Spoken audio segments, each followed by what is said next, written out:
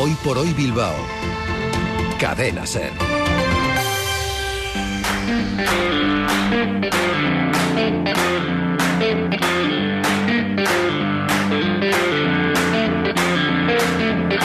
Atiek zabaldu behin dire, eguzki berri bet kalien, gubarik hemen ez dau ezer, jarri gaitez martxan, hasi zaitez dantzan, eta emon, bizi segi egurre gemon.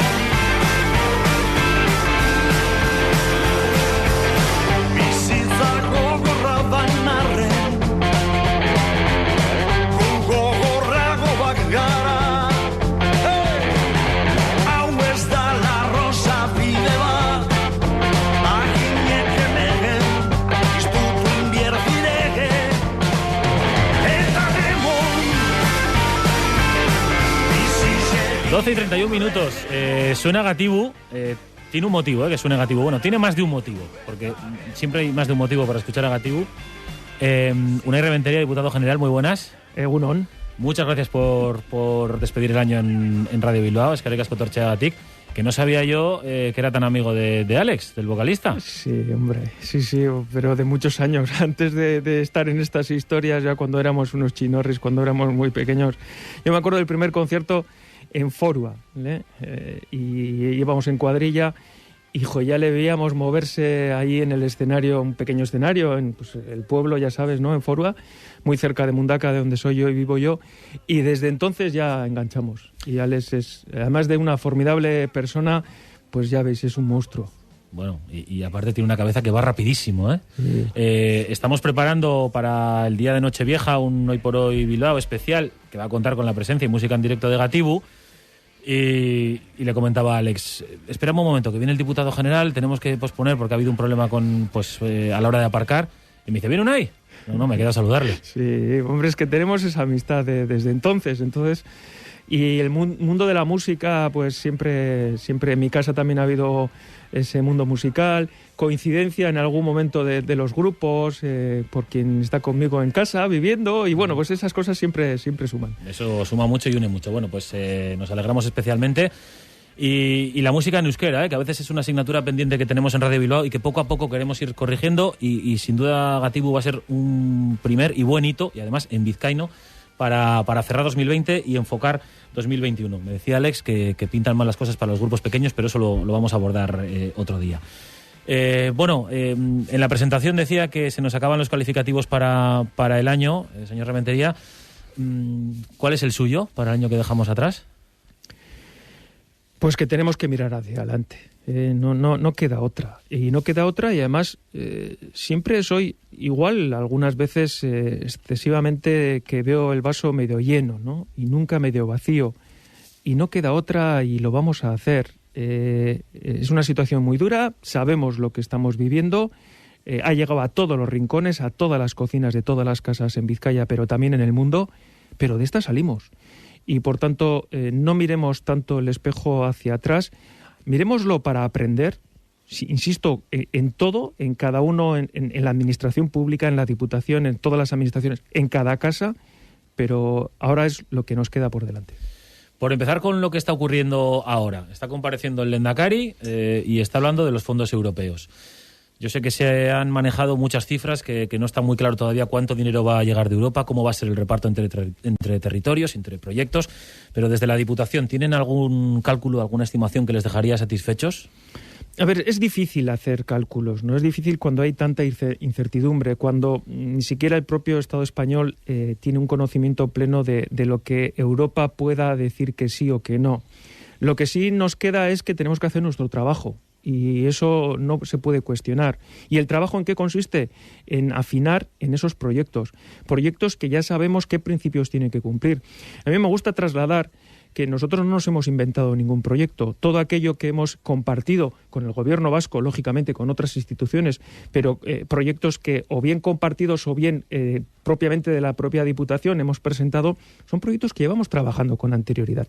A mí lo que no vale es inventarse cosas nuevas. Lo que tenemos que trabajar es aquello que tú crees que es bueno para este territorio, trabajarlo. Europa nos dice que hay 4 transiciones que tenemos que afrontar. Bueno, afortunadamente ya llevamos trabajando eso tiempo atrás en este territorio, ¿no? Y afianzamos en recorrer esos proyectos y ponerlos encima de la mesa. Eso es lo que hemos hecho. Y eso es lo que vamos a llevar adelante.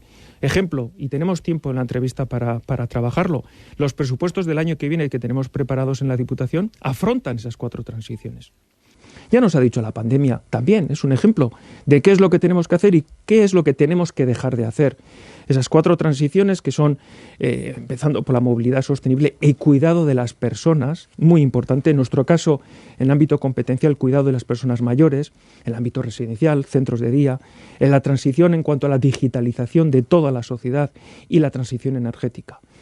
Yo podría ponerte proyectos encima de la mesa que estamos trabajando, que vamos a impulsar también el año que viene más si cabe, y si vienen fondos europeos, bienvenidos serán, y si no, hacerlos con nuestros propios fondos. O sea que hay cosas irrenunciables, lleguen o no lleguen las cantidades de las que se están hablando, ¿no? ¿Cuáles son esos proyectos irrenunciables para el diputado general? Pues, por ejemplo, en todo lo que es los cuidados de personas, y en nuestro caso personas mayores, el proyecto de modernización de los cuidados de larga duración y el proyecto de modernización de nuestros servicios sociales ya llevamos afrontándolo. El año que viene también vamos a impulsar 6 centros nuevos, innovadores, llamamos programa ECHETIC. ¿En qué consiste? Consiste en que las personas mayores quieren vivir más tiempo en sus casas. Pues tenemos que afrontar esa realidad. Las residencias van a seguir existiendo, pero si una persona mayor quiere vivir más en sus casas, nosotros tenemos que afrontar y tenemos que ayudarles en eso. Centros ECHETIC consiste en que tú vas a tener monitorizada a esa persona y la persona que le cuida en su casa. Cualquier necesidad que tenga, lo vamos a monitorizar y lo vamos a saber, ¿no? Uh-huh. El año que viene hay 6 centros nuevos ECHETIC en todo Vizcaya y en 3 años 22. Aquel lema que daba, ¿no? De que se parezca más a un hogar y menos a un hospital. Recuerdo esas palabras suyas. Pero fíjese, como idea a largo plazo, yo creo que todos podemos estar de acuerdo en que el futuro quizá tiene que pasar por ahí. Pero en el corto plazo, recientemente al alcalde Aburto, que le preguntábamos por la misma cuestión, ¿no? Por el tema de monitorizar a las personas mayores en su propia casa quizá, expresaba algunas dudas. Vamos a escucharle, que estuvo la semana pasada aquí.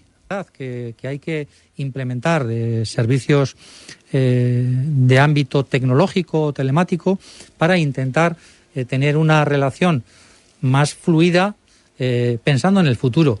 Claro, pensando ahora en personas mayores que viven solas, que tengan acceso a las nuevas tecnologías, creo que es un poco una quimera, ¿no? Porque la brecha digital está ahí. Yo no le veo a mi ama hablando por el ordenador porque sería incapaz, ¿no?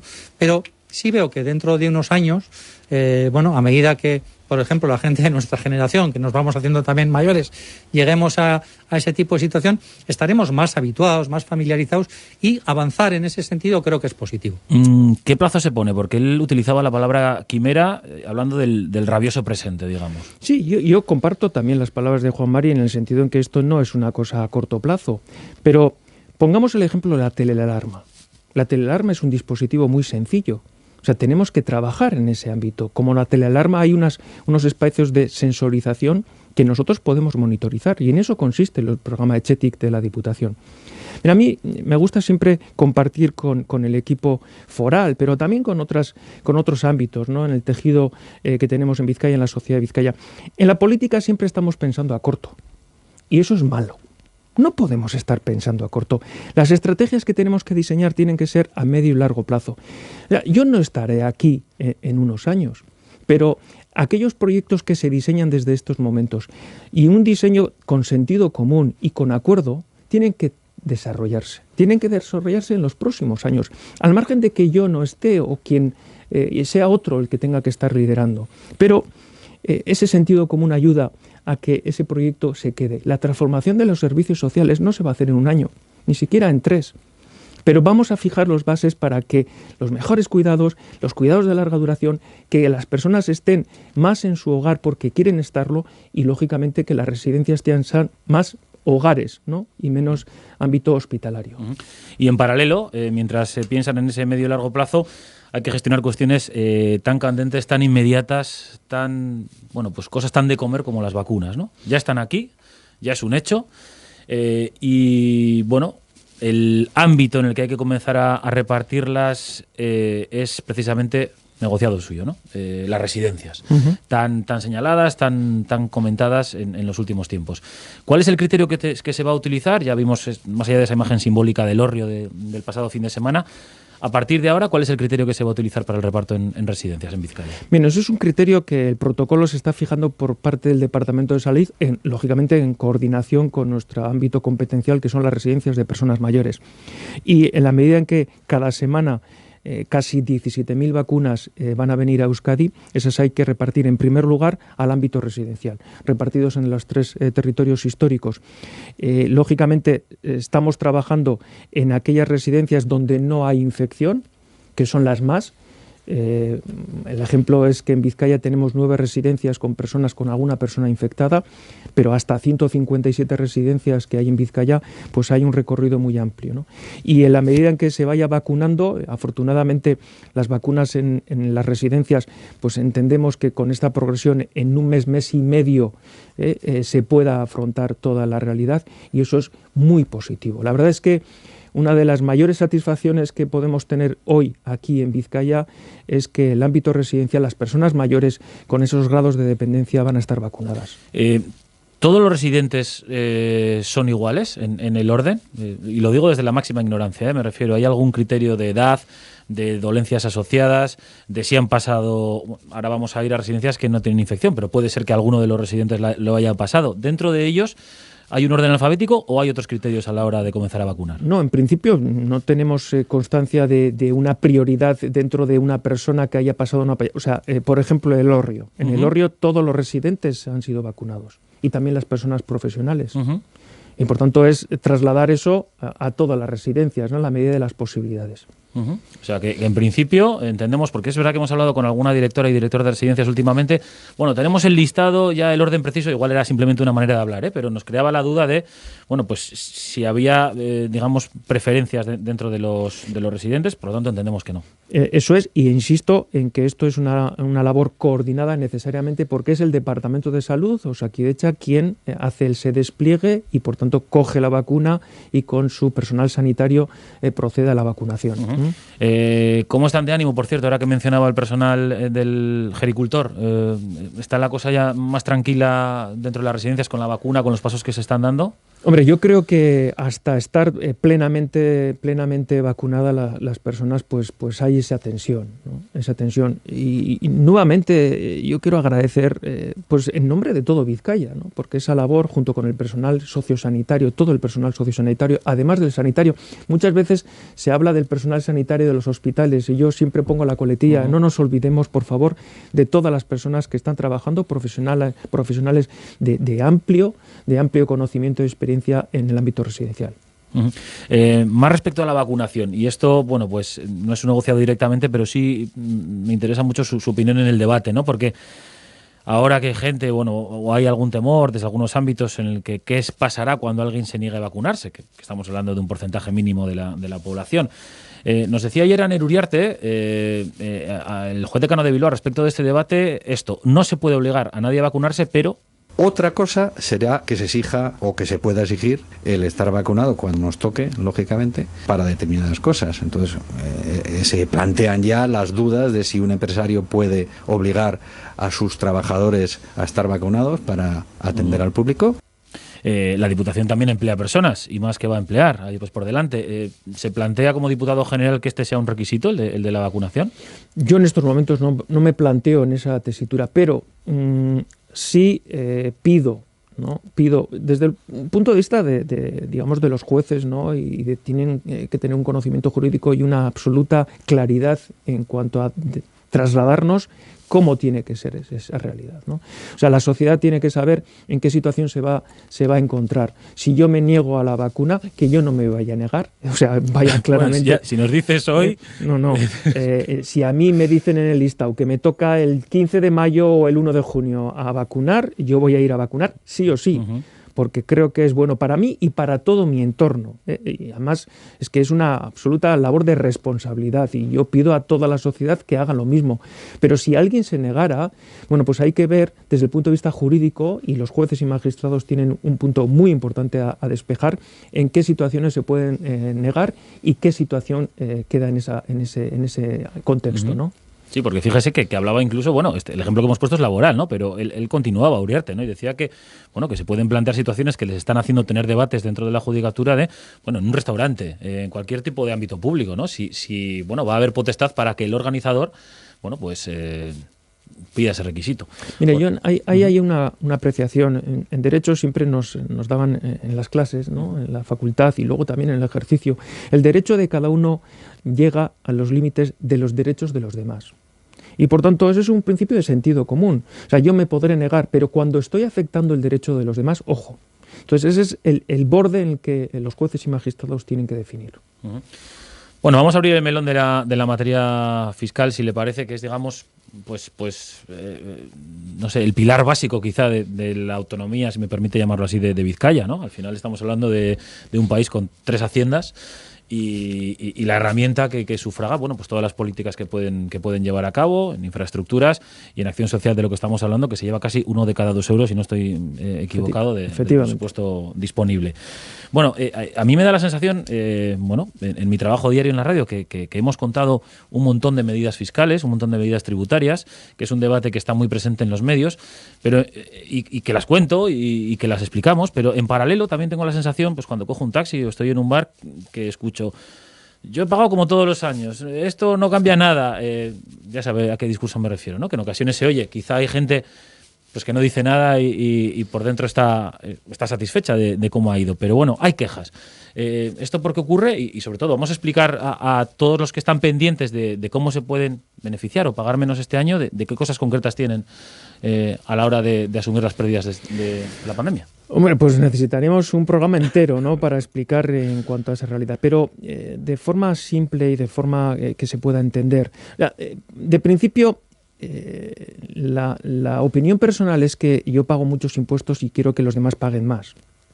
Pero la realidad, cuando analizamos cada figura tributaria, es que lo que hemos hecho consecuencia de la pandemia es lo siguiente: aquellos sectores que han sido muy impactados o impacto de cualquier clase que hayan tenido, y sobre todo son sectores autónomos, profesionales, en ese sentido, podemos hablar del comercio, de la hostelería, de los taxis, etcétera.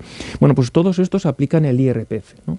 Y lo que ha hecho la Diputación es fijar todos los aplazamientos posibles, incluso ha eximido del pago, porque hay entregas a cuenta que tienen que hacer cada trimestre, y ha eximido del pago de esas entregas en cuenta. Eso, al final, viene a ser que casi exime del pago. ¿Por qué? Porque cuando tú haces una entrega a cuenta estás adelantando un dinero que luego tendrías que liquidar. Pero lógicamente cuando no ha habido actividad, no tienen base imponible, no han ganado dinero y por tanto no les va a dar a pagar. Lo que hacemos es que eliminamos esas entregas a cuenta. Y eso quiere decir que esas personas no van a tener que pagar impuestos si su actividad lógicamente ha decaído y por tanto no han tenido ingresos, ¿no? Eso es muy importante. Pero no solamente con la realidad de los autónomos, también en las empresas. En las empresas, sobre todo las pequeñas que no han tenido esa actividad, bueno, pues lógicamente en su impuesto de sociedades va a salir a no pagar. Todas esas realidades las tenemos que tener en cuenta. Aplazamientos ha habido para todas las personas sin necesidad de presentar avales, y eso también es significativo, y las baterías de medidas las tenéis todas disponibles en la página web de la Diputación. Así que, yo insisto que es muy importante que cada uno se aplique lo suyo y que mire esa página, y si no, que llamen, que para eso está la Administración. Por favor, que llamen, que se informen, porque luego no vale eso de compartir, es que yo pago y ¿por qué no se me aplica? No, bueno, pues hacer el ejercicio, por favor, de mirarlo. Sí, porque además este año, que hay muchos cambios, es verdad que merece la pena leerse la letra pequeña que afecta a cada uno. Hay 2 cosas que ha dicho el diputado general. Uno, lo que se ha dejado de poner por adelantado, lo que se ha quedado en el bolsillo de cada uno, y después, cuando llegue la declaración, entiendo que hay gente que va a volver a verse beneficiada. Bueno, respecto a proyectos concretos y respecto, por ejemplo, la rueda de prensa de ayer de Pradales, ¿no?, muy reciente, de las carreteras, en las que los vizcaínos, como suele ser habitual, daban un notable a la red viaria. se sorprendía de un dato de utilización de las vías de peaje que calificaba como curioso porque proporcionalmente ha aumentado un poquito. Y llegan nuevas carreteras y llegan nuevas ampliaciones de algunas vías ya existentes. ¿En algún momento se ha imaginado, pandemia mediante, renunciando a alguno de esos grandes proyectos ya anunciados? ¿O va con todo ahí? Bien, tenemos que mirar también la esfera cronológica, ¿no? En el tiempo. Nosotros en estos momentos estamos haciendo una conexión de la Supersur con la AP68, y esa obra está ya finalizándose. Es una obra absolutamente importante. ¿Por qué? Porque esa conexión de la Supersur, que es una variante, y con la conexión con la AP68, que es la autopista, al final vamos a extraer muchísimos vehículos que si no tendrían que pasar por la metrópoli. Y extraer ese tráfico pesado, me da igual, de coches, de camiones, de autobuses, de lo que es la metrópoli, es algo fundamental. Es un elemento también de movilidad sostenible, porque sacas esos vehículos y ganas en seguridad y quitas polución, ¿no? El momento en que se proyecta el túnel debajo de la ría, el subfluvial, claro, es una proyección de una obra a medio largo plazo. Eso no se va a ejecutar ni el 2022 ni el 2023, sino que su ejecución y puesta de largo será para el 2027. Por lo tanto, cuando hablamos de no renuncian ustedes, no, es que cada uno está en el calendario, tiene sus plazos, ¿no? Ahora estamos afrontando esa obra, la Supersur, la conexión con la AP68, y luego vendrá el subfluvial, ¿no? El túnel debajo de la ría. Y mientras tanto, obras en todas las comarcas, porque necesitamos mejorar esas rotondas, mejorar esos accesos, y eso es muy importante también para las comarcas, porque aquí hay que hablar de igualdad de oportunidades, independientemente de dónde vivas. Las comarcas tienen que tener unas carreteras seguras, unas carreteras permanentemente mantenidas, y eso es competencia exclusiva de la Diputación, y lo hacemos. Ahora que dice lo de las comarcas, las voces, digamos, más críticas o más apenadas o que más se lamentan de las que solemos escuchar en la radio proceden de las encartaciones. ¿Algo para ellos que todavía no sepan? Pues en encartaciones tenemos ya trabajando un plan que fue un plan urgente para 2 años y tiene una continuidad. El plan urgente 19-20 ya ha finalizado, pero la continuidad es que hemos unido un plan estratégico de actividad, de impulso, tanto de la margen izquierda junto con encartaciones.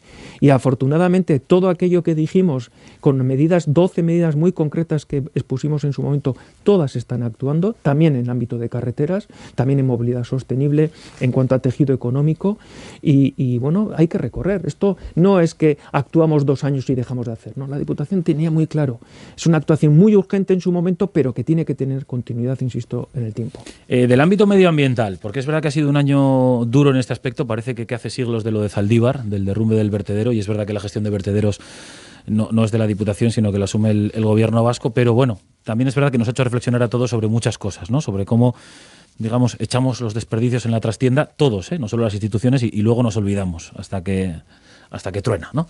En su ámbito tenemos, por ejemplo, la banda marrón, que es la enfermedad que afecta a nuestra masa forestal, de la que hemos hablado bastante. ¿Y cómo está eso? Ha quedado un poco parado, ¿no? Y hay mucha masa forestal todavía afectada, ¿no? Sí, y también afortunadamente hay menos de la que inicialmente teníamos, ¿no? Nosotros con la aquiescencia medioambiental pues estamos haciendo una actuación poco a poco, porque lo tenemos que hacer por tierra, con óxido cuproso, que está pues cumpliendo con todas las normativas medioambientales y más allá, y afortunadamente digo que está atenuándose, pero existe. Hay muchísima masa forestal, sobre todo en toda la zona de Lea, Artibay, Durangaldea y también en Busturialdea, menos en la zona de encartaciones, que está afectada por la banda marrón, pero eso también tiene que continuar. Y eso afecta al pino insignis fundamentalmente. Estamos analizando otro tipo de variedades también de árboles no de rápido crecimiento. También aquí la movilidad sostenible tiene que venir, la sostenibilidad, tiene que venir, y actuaciones respecto al eucalipto. Yo creo que ya ha llegado un momento que esto sí quiero que se deje claro, en que con el eucalipto también tenemos que hacer una reflexión. O sea, me estoy imaginando que en un futuro puede cambiar de nuevo otra vez el paisaje de Vizcaya, ¿no? Hacerlo más realmente autóctono, quizá, puede ser un objetivo. Uno de los proyectos que nosotros hemos presentado desde Vizcaya es también hacer una reforestación con árboles autóctonos, porque nos parece que eso es preservar el ecosistema. Y ahí, insisto, es uno de los proyectos que también queremos acceder a fondos europeos, pero que nos parece muy interesante que en los próximos tiempos, años, los árboles no crecen de la noche a la mañana, pero que eso también sea una realidad en Vizcaya. Bueno, pues es interesante. El bosque de Oma, por cierto, esta mañana nos tocaba en el anuario, bueno, estamos repasando las voces de 2020 en Radio Bilbao cada mañana y hablábamos de cultura y había un corte suyo muy lacónico, muy cortito, pero muy llamativo, que era el bosque de Oma se muere. Sí, y así es, se está muriendo. Pero también, de la misma manera que dijimos eso, es que nosotros ya afrontamos un nuevo bosque de Oma, que ya expusimos aquel proyecto y nosotros avanzamos y seguimos avanzando con ese proyecto. Y afortunadamente, y me gustaría y creo que puede ser, que el año 2021 va a dar muy buenas noticias en ese sentido. Y oiga, no quiero dejar de preguntarle porque subiendo la Gran Vía, viniendo a la calle Ercilla a trabajar cada día, ¿qué le voy a decir a usted? Que va directamente a la Diputación, pues pasa por la Diputación, y yo no sé qué porcentaje puede haber de movilizaciones en la entrada del Palacio Foral, pero bueno, si son 3 a la semana no me pasaré, ¿no? ¿Cómo están las relaciones con los sindicatos de la Diputación y en concreto con ELA? Las relaciones con los sindicatos de la Diputación son muy buenas. Bueno, diría buenas, pero lógicamente muy buenas en el sentido en que siempre tiene que haber, ¿no?, ese toma y daca entre el ámbito sindical y nosotros no dejamos de ser patronal en ese ámbito, ¿no? Pero con respecto a los sindicatos, en nuestro ámbito laboral son relaciones buenas en ese sentido. Lo que pasa es que las movilizaciones que hacen delante de la Diputación no todas afectan al ámbito competencial de la Diputación, ¿no? Es como anécdota, pero recuerdo que en un caso se concentraron allí unas personas que no tenían que ver con la Diputación, sino que tenían que ver con otro ámbito. Y les decíamos, bueno, ¿y cómo así que venís adelante de la Diputación? Y bueno, pues es que aquí nos ven quizás más, ¿no? Y es un amplio, digamos, es más espacio, ¿no? Y nos ven más y hay más espacio para concentrarse. Bueno, pues eso pasa. Un poco como los pensionistas también en el ayuntamiento, ¿no? Sí. Pero hay que aceptarlo. Esto también es, el derecho a la protesta, pues es un derecho y hay que reconocerlo. Si echa la vista atrás de este año, ¿cuál ha sido el momento más difícil, en el que peor lo ha pasado? Sin duda es esa primera ola. Esa primera ola. La segunda también es importante, no estamos bien, pero esa primera ola en el ámbito residencial a mí me ha quitado muchos días de sueño. ¿Y cuándo comenzó a ver un poquito que la situación se iba manejando? ¿O cuándo tuvo ya mejores sensaciones? Yo recuerdo el mes de abril muy duro. Y ciertamente el mes de mayo fue cuando bajaba esa primera ola y en julio estábamos en esa situación mejor. De hecho, hubo las elecciones en la mejor situación en la que hemos vivido este año. Que no se me olvide que son muchos los oyentes que nos llaman todavía para preguntarnos por el deporte escolar. Yo he escuchado a la diputada Unzueta decir que en cuanto se pueda, en cuanto tengamos el parabién del gobierno vasco, lo hacemos, pero ¿sabe algo más al respecto? ¿Se mueve algo? ¿Le ha dicho alguien algo? La diputada Lorea Bilbao. Lorea Bilbao, o la portavoz Unzueta, no sabía. Euskera y Cultura, sí. A ver, el último LABI, el decreto que impulsa y que aprueba el Lehendakari lo decía bien claro, y es que, pues consecuencia de lo que es la Navidad y que los escolares están en vacaciones, no tenía muchísimo sentido no activarlo, pero después de vacaciones, en el momento en que la situación epidemiológica es buena, eso se tiene que activar, sin duda. O sea que igual estamos hablando de que ya en enero... En enero, si la situación es buena, y en estos momentos creo que está siendo mejor que hace un mes y mejor que hace 15 días, si esto es la progresión que tenemos, yo soy de la opinión que hay que activar, sí. Bueno, pues seguro que hay mucha gente ahora dando botes en casa porque era una noticia muy esperada, de verdad. Bueno, esperamos que la situación nos acompañe. Una Rementería, diputado general, muchas gracias por estar aquí, a vosotros. Por despedir el año con la audiencia de Radio Bilbao. ¿Y cómo pinta la Nochebuena? La Nochevieja, perdón. Pues con máximos de 6, pero bueno, diferente, como ya sabemos, ¿verdad? Vamos a cumplirlo porque, mira, yo lo decía hace nada, dentro de un año vamos a celebrar lo que no hemos celebrado hoy, sino en verano, a ver si lo hacemos, y dentro de un año sin duda. Eskerrik asko, un placer estar aquí. Eskerrik asko, Unai.